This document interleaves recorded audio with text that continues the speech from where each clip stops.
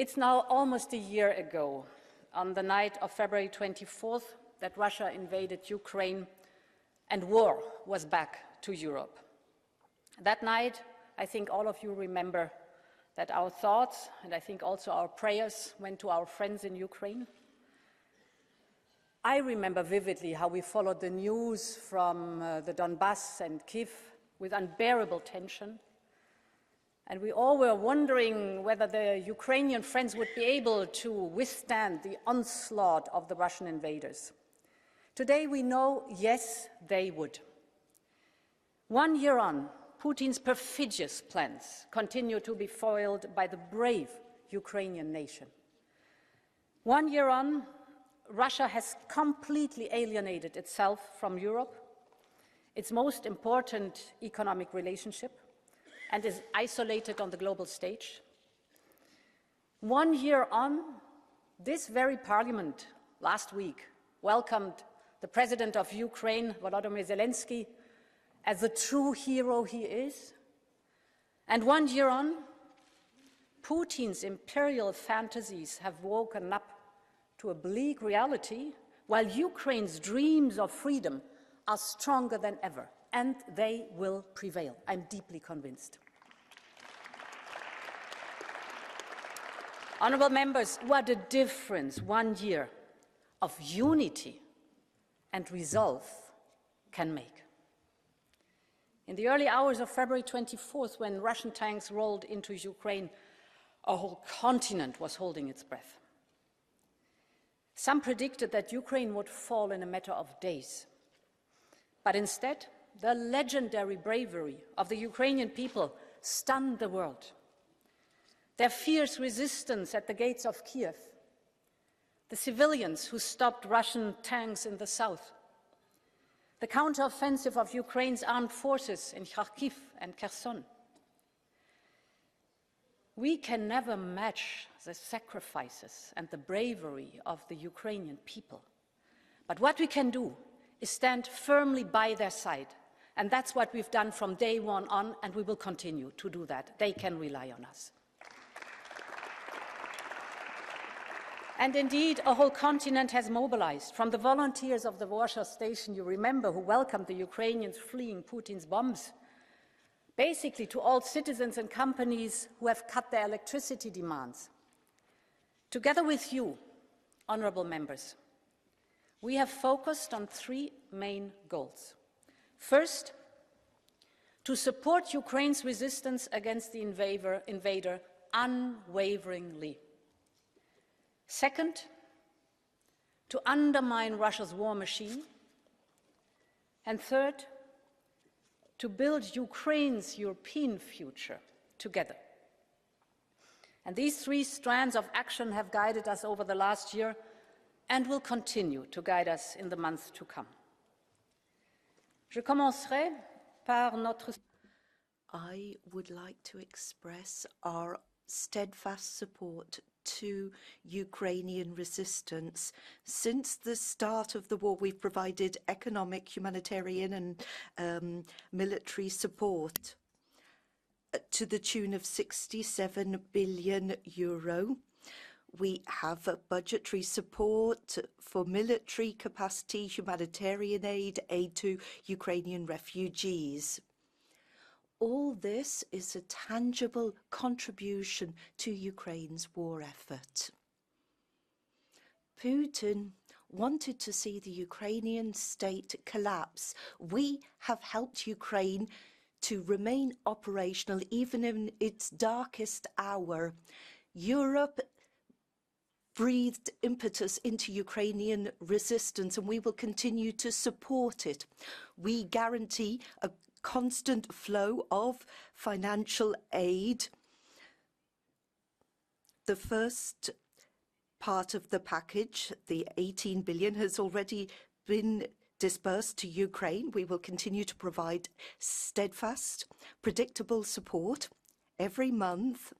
That is what Europe promised, and we have honoured our pledge. Europe also supports Ukrainian companies and workers who continue to work despite the war. We are using the single market to that end.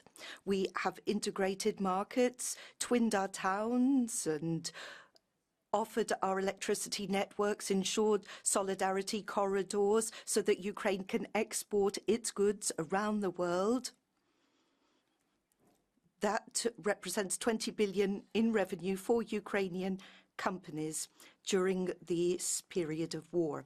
And we can do more. When we visited Kyiv, we agreed on a roadmap to further improve Ukraine's access to our single market. Putin wanted to kill off Ukraine's European dream. Now, Ukraine is moving far more swiftly and resolutely towards Europe. At the same time, we are weakening Russia's ability to keep its war machinery in place. We have adopted 9 packages of sanctions. The Russian economy is shrinking. We need to keep up the pressure, and we're suggesting a 10th tranche of sanctions with trade bans and new checks on exports to Russia, exports of technology. We're talking about 11 billion euro. We are suggesting restrictions on some dozen electronic components used in Russian armed systems, such as drones, missiles and helicopters. There are also hundreds of drones manufactured in Iran, used by Russia in the battlefield in Ukraine. These Iranian drones kill Ukrainian civilians, and it is appalling. And so for the first time, we are also suggesting sanctions targeting Iranian economic operators, including those linked to the Revolutionary Guard. It is our duty to do that, to sanction such behavior. Putin is assuming that our support for Ukraine will not last the course. He thinks it will be easy to blackmail Europe because at the time, at the start of the war, we were heavily dependent on Russian oil and gas, but he got that one wrong. 1 year on from the start of the war, he has lost the energy war that he himself triggered. We have adapted, turned to reliable partners, and we can see the results. Russia's revenue from sale of oil and gas, in particular gas to Europe, has dropped by 2/3. We have introduced a global oil price break or cap, and that has led to losses each day of 160 million for Russia. Gas prices in Europe are currently lower than before Russia invaded Ukraine. In Europe, we are now investing in clean energy and energy independence. We are looking at renewable energy sources and breaking records. Wind, solar energy, for example. Last year, we generated more energy and electricity through wind and solar than through gas. We showed resolute face and smart, savvy policies. And so in Europe, we resisted Russian blackmail and pressure and have ensured greater energy independence. Our economies are doing better. We have been able to correct our growth forecasts upwards. However, Kremlin has had to sell off gold reserves to plug the gaps caused by dropping fossil fuel revenue. Ladies and gentlemen, Putin's attempt to blackmail us has been a staggering failure, and that is good news. Ladies and gentlemen, honourable members, President Zelensky has often discussed this with me.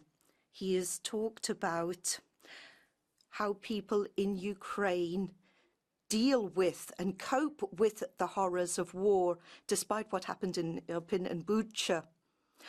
What provides them with hope after seeing Mariupol and other cities bombed? So what gives them hope? It is that firm belief that the future of their country, the future of their children, lies with the European Union. That is our third task. We want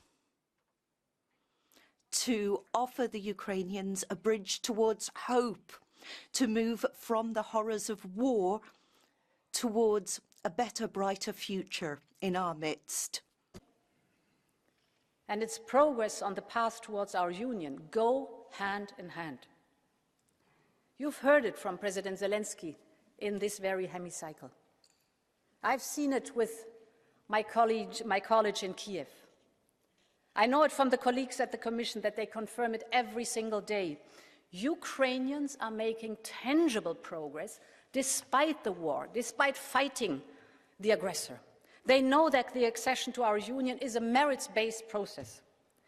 They have passed legislative reforms that others thought would take years.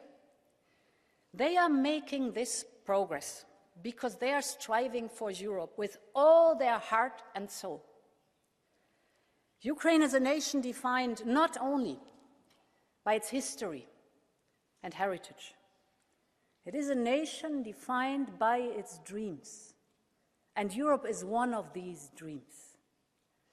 So, distinguished members, let's honor these dreams by standing up for Ukraine for as long as it takes, so that one day the representatives of the Ukrainian people will have their place in this very hemicycle. Long live Europe, Slava Ukraine.